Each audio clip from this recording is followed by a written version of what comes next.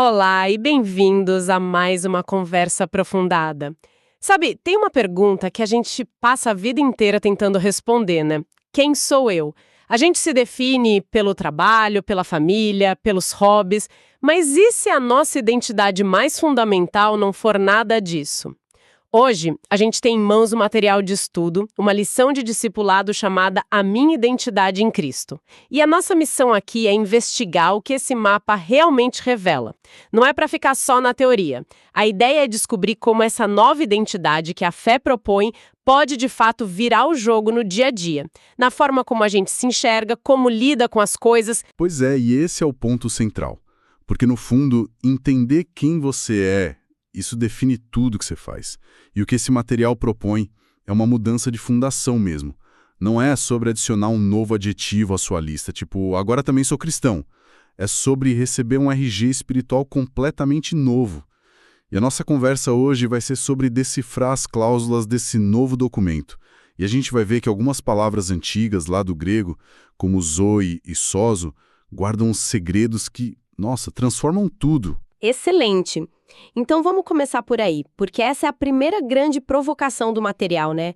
A maioria de nós ouve salvação, vida eterna e o que vem na cabeça? Algo futuro, um bilhete para o céu. Mas o texto já chega quebrando essa ideia. Ele aponta para João 3,16 e diz: Ei, a vida eterna começa agora, no momento em que se crê. Não é sobre duração, é sobre qualidade de vida. Exatamente. E é aqui que essas palavras em grego abrem um universo. A palavra para vida eterna no Novo Testamento é zoe. Para os gregos existiam, assim, diferentes palavras para a vida. Tinha bios, de onde vem nossa biologia, que é a vida física, nascer, morrer. Tinha psuché, a vida da alma, sabe, psicológica, emoções, pensamentos. Mas zoe é outra coisa, é a vida do próprio Deus. Não é uma vida humana melhorada ou esticada para sempre. É uma qualidade de vida divina, incorruptível, que, segundo a fé cristã, passa a habitar dentro da pessoa. É uma transfusão, não uma extensão. Uma transfusão. Nossa, gostei dessa imagem. Isso muda tudo. Então não é sobre viver para sempre, mas sobre ter a vida de Deus agora. E a outra palavra que você mencionou, sozo, imagino que também não seja tão simples assim, né? Nem um pouco. Sozo é a palavra que a gente geralmente traduz como salvação. Mas, se você bota essa palavra no microscópio, você vê que ela é um pacote completo. Sozo significa salvar, sim, mas também significa curar, libertar, preservar, resgatar do perigo, restaurar e, o mais incrível, tornar completo, inteiro. Espera um pouco, isso é revolucionário. Porque a maioria de nós separa a salvação da alma, da cura do corpo ou da libertação de um vício, né? O que você está dizendo é que na linguagem original é tudo parte da mesma coisa. Da mesma obra. Exatamente essa é a proposta. A salvação, a sozo, é a aplicação da vida de Deus, a zoe, em todas as áreas que o pecado danificou. É a restauração completa do ser humano, espírito, alma, corpo, emoções. Então, quando o texto diz que alguém foi salvo, ele está afirmando que essa pessoa recebeu a vida de Deus, a zoe, para trazer uma restauração integral a sozo, a tudo que ela é. A gente sai do bilhete para o céu e entra na ferramenta completa para a vida agora. Ok, isso é muito poderoso. Mas aí surge uma dúvida quase que imediata.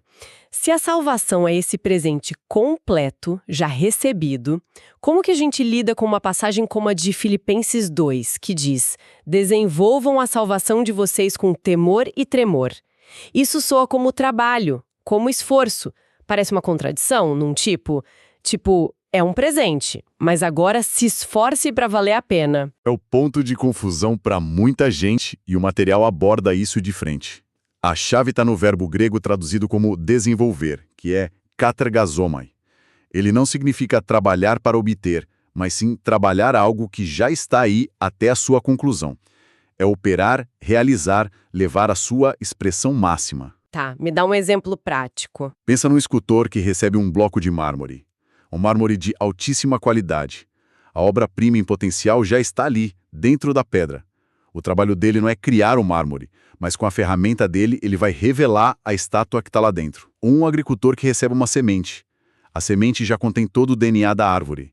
Ele não cria árvore, mas ele precisa arar a terra, regar, tirar as ervas daninhas. Ele coopera com o potencial que já foi plantado. Desenvolver a salvação é isso.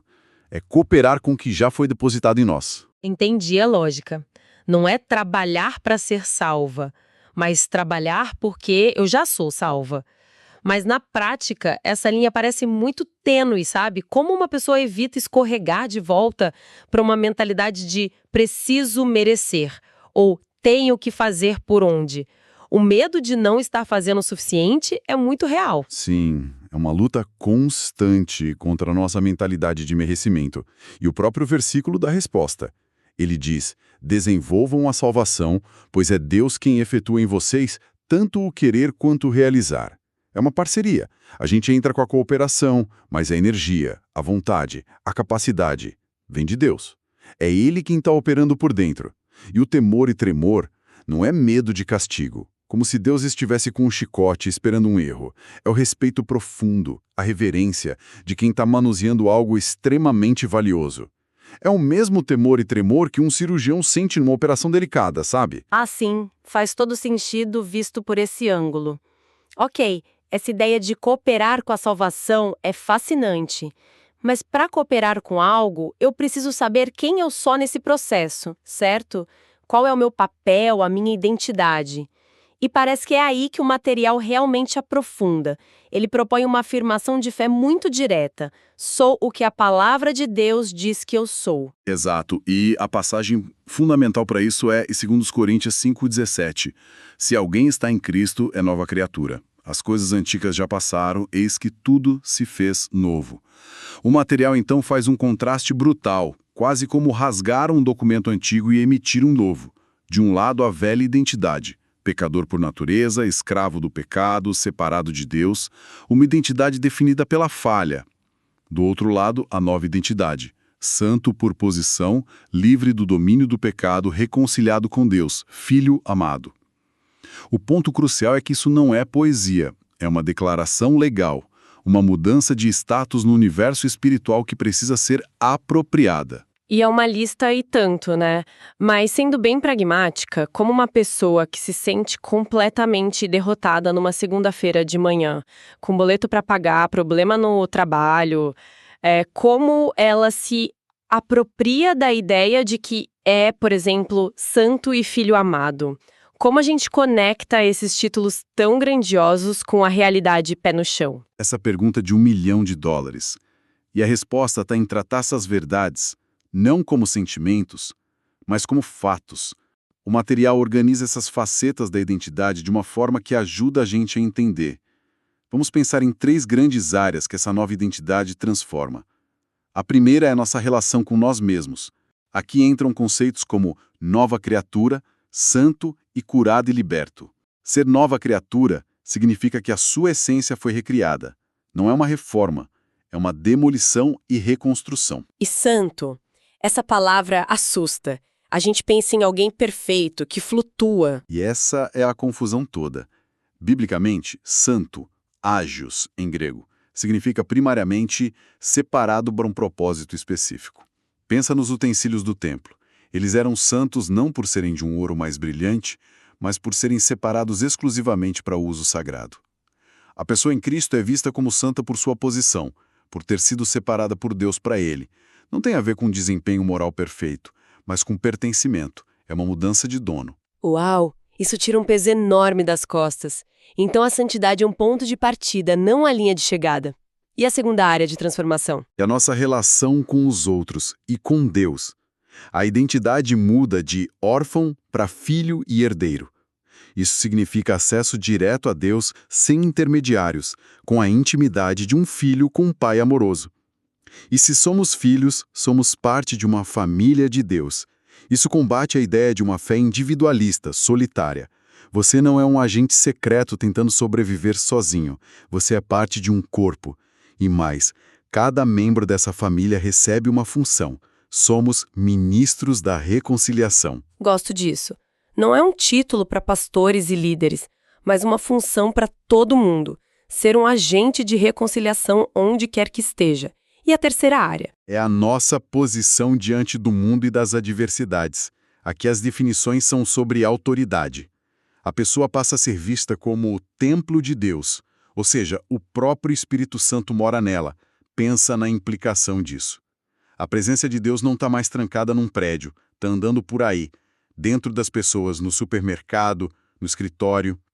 Somos também reis e sacerdotes. Sacerdote, acesso direto a Deus.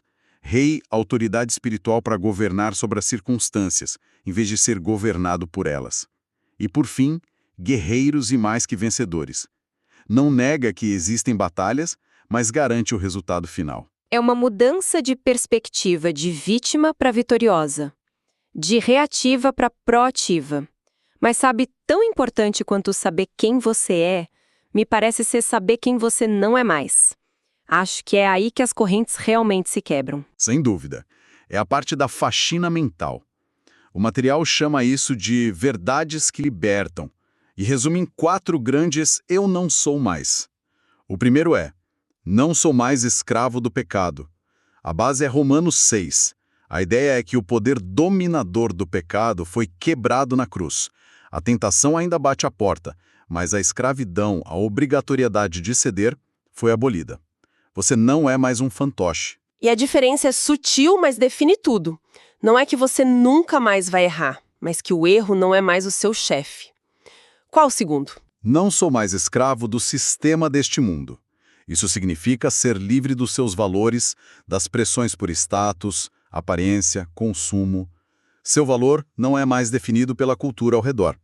É como ter um passaporte de outro reino, com outras leis. Uma espécie de imunidade diplomática espiritual. É uma boa analogia. A terceira libertação é: não sou mais escravo do diabo. Colossenses 1 diz que a pessoa foi transportada do império das trevas para o reino do Filho amado. Legalmente, a autoridade dele sobre a vida da pessoa foi revogada. Mudou de jurisdição. E a quarta e última: não sou mais guiado pelas circunstâncias. A vida passa a ser guiada pelo Espírito. Por fé, não por vista. É aprender a ouvir a voz certa no meio de tanto ruído. Uau! Então, recapitulando a jornada que a gente fez, começamos com a salvação, que deixou de ser um evento futuro para se tornar uma nova qualidade de vida, a Zoe, e uma restauração completa, o Sozo, que a gente recebe agora.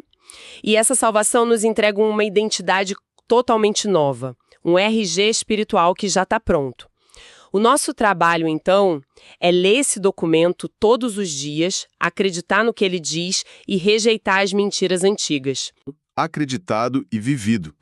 A tarefa não é construir uma identidade do zero, mas renovar a mente com a verdade do que já foi feito. E o material encerra com uma promessa tranquilizadora de Filipenses 1,6 que diz: aquele que começou a boa obra em vocês vai completá-la. Ou seja, mesmo nos dias em que a gente esquece quem é, Deus não esquece. Ele está comprometido em completar essa obra. Antes de terminarmos, qual seria um pensamento final para deixar com quem nos ouve? Algo para refletir, que se conecta com tudo isso que a gente explorou. Tem uma coisa que o material menciona que a gente passou por ela que é extremamente prática. A ideia de que cada crente, sem exceção, recebeu o ministério da reconciliação e tem a capacidade de ser um aconselhador de vidas. Isso me leva a uma questão. E se cada pessoa que acredita nisso realmente internalizasse essa parte de sua identidade? Não como um título, mas como uma função diária, como respirar. Como isso mudaria as interações no trabalho, as conversas na família, o jeito de lidar com o vizinho? Que tipo de impacto coletivo poderia acontecer se cada templo de Deus se tornasse um ponto ativo de reconciliação e sabedoria no seu metro quadrado de influência? Acho que a gente veria o céu invadir a terra de uma forma muito mais palpável.